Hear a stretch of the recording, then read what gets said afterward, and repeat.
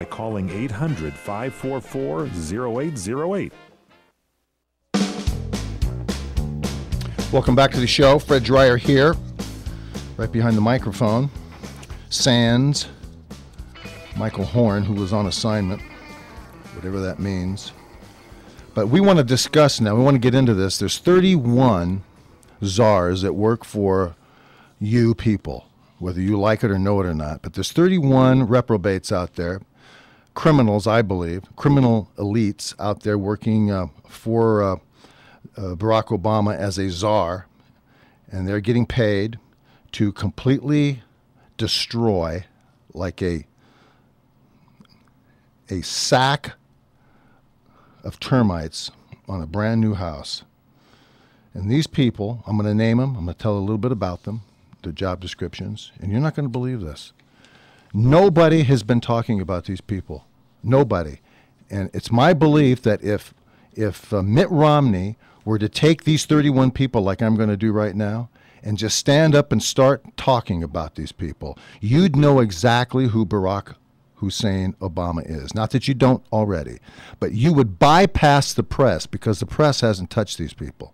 Press is hiding these people. Press does not want to talk about these people. Press doesn't want anybody to recognize or talk about these people because these people are the people who are appointed by the president and are not subject to any review or confirmation process by the United States Congress. They are autonomous. They get to do whatever they want, whenever they want, to whomever they want. And so we're going to get into this now, and what we're going to do is we'll tell you who, what the title is, and then what the names are, and a little bit about each person. There's 31 of them, folks, so we're going to have some fun here, so hold on. The number one is Richard Holbrooke. He's the Afghanistan czar. He's an ultra-liberal, anti-gun, former governor of New Mexico, failed governor, I might add, pro-abortion and pro-drug legalization. He wants to dissolve the Second Amendment. These people have, in the quotes that I am using here, these are facts. This isn't just someone's hyperbole, and it's not name calling or anything like that. These things are absolutely what they stand for.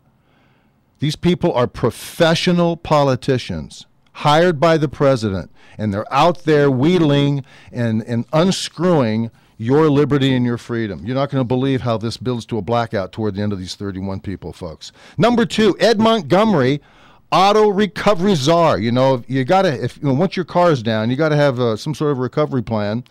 He's a radical anti-business black activist. You ought to see the look on this smug arrogance face. He's cocked to the side. Looks like Malcolm X in a way, with glasses and a round head and a smirk on his face. Affirmative action and job preference for blacks. That's what he believes is the foremost focal point of his job description. University of Maryland Business School Dean. He's the dean of the University of Maryland Business School. He teaches that U.S. businesses has caused world poverty. Acorn board member, Communist Du Bois Club member. This guy is anti-business, and he's the dean of the business school at the University of Maryland. That's number two. Number three on the list of 31 most dangerous criminal elites is Jeffrey Crowley, AIDS czar. Oh, yeah, you got to have one of those if you're a liberal. If you have a liberal picnic, you got to invite some gays, and hopefully they have AIDS, so it can be equally, represented. Radical homosexual, gay rights activist, believes in gay marriage and a special status for homosexuals only, including complete free health care for gays. That's what you want. You want them to continue their behavior, their sexual behavior, propagate AIDS, and then at the same time when they come stumbling at your doorstep, you gotta pay out the wazoo, to treat these people with dope. Number four, Alan Bersin, B-E-R-S-I-N. Now he's the border czar. Now the reason you haven't heard about him is because he's been kept in the dark.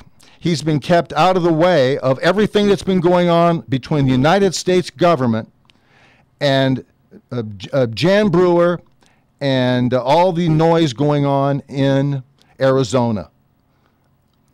Everything that's been going on has been mainstream except for Mr. Burson here.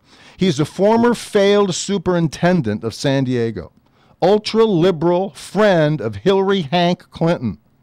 We knew that. Served as border czar under Janet Reno. Oy. To keep borders open to illegals without interference from the federal government. Now, this guy's job as the border czar, his specific job is to keep the borders open to illegals without interference from the federal government. He's there to do opposite of what he should be there to do. And of course, he's got the blessing of Hank Clinton and Janet Reno and Will Ferrell. And he's a former failed superintendent of San Diego. I'll have to make some phone calls on him down there to find out exactly what the drill is. But he's a reprobate loser, too. All of these people, ultra-liberal, and they hate businesses. Where do you see the amount of people here that I'm naming that specifically in their belief system hate business? Number 5, David J. Hayes, California water czar. Now listen to this. He's a senior fellow of radical environmentalist group, Progress Policy. Now that name, Progress Policy, is a huge liberal money machine environmentalist group, and it spawns all kinds of wrongdoing. It comes out of there, and all of these people, just like the Council on Foreign Relations, the Progress Policy is a clubhouse for all of these reprobates. Now listen to this. David J. Hayes is a California water czar. He has no training or experience in water management whatsoever. Anybody that does not have water management experience, raise your hand. You're hired. Thanks, Dave. Number 5, David J. Hayes, California water czar. Number 6, Ron Bloom, car czar, auto union worker, anti-business. Now, you're going to see that come up a lot here with all these guys. And anti-nuclear advocate. Has worked hard to force U.S. automakers out of business. He wants them to go out of business. Gee, that's interesting. Has worked hard to force U.S. automakers out of business. He sits on the board of Chrysler, which is now union-owned. Gee, how did this happen? How did this happen? TARP. There's a guy down here at the bottom of the pile that I'll tell you about that you're not going to believe. You're not going to believe it. Number 7, Dennis Ross, Central Region Czar, believes U.S. policy is the cause of war in the Middle East. Obama apologist to the world. Anti-gun and completely pro-abortion. Number 8, Lynn Rosenthal, domestic violence czar, director of the National Network to End Domestic Violence. Vicious anti-male feminist, supports male castration. Oh, God, Tom. Yes. Man, buckle up. I am buckled. This is going to get tough toward the end here. Supports male castration. Well, I gotta excuse myself right now. We're going to come right back with the rest of this pile of garbage. Hold on.